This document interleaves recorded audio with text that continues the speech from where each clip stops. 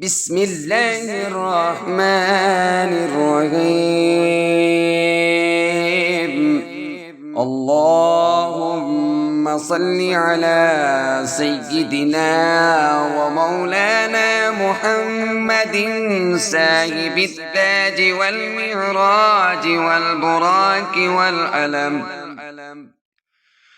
دافع البلاء والوباء والقحط والمرض والألم.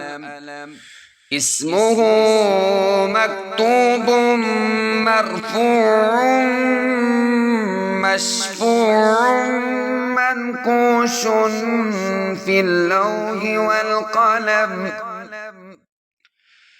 سيد العرب والأجم. جسمه مقدس معتر مطهر منفر في البيت والحرم،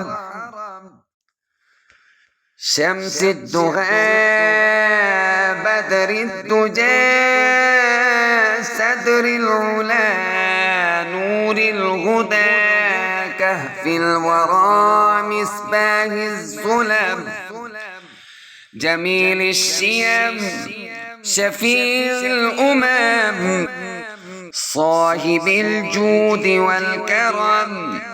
والله عاصمه وجبريل خادمه والبراق مركبه والمعراج سفره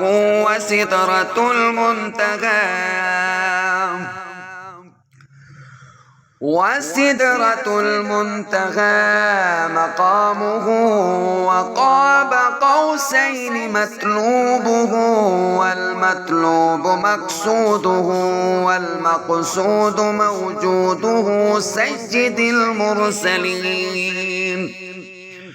سيد المرسلين خاتم النبيين شفيع المذنبين أنيس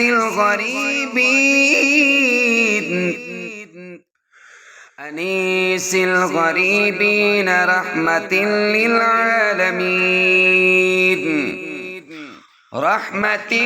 للعالمين راحة العاشقين مراد المشتاقين، شمس العارفين سراج السالكين مصباح المقربين محب الفقراء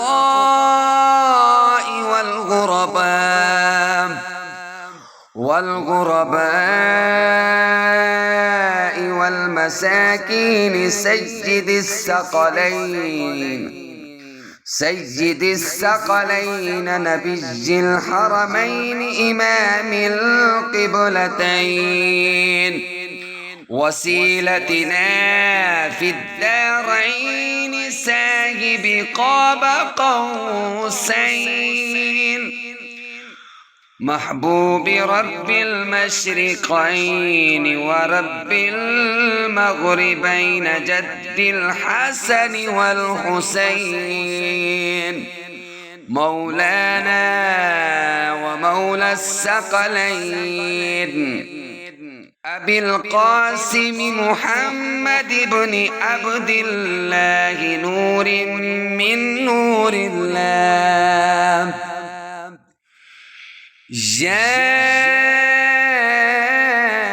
أيها المشتاقون بنور جماله صلوا عليه وآله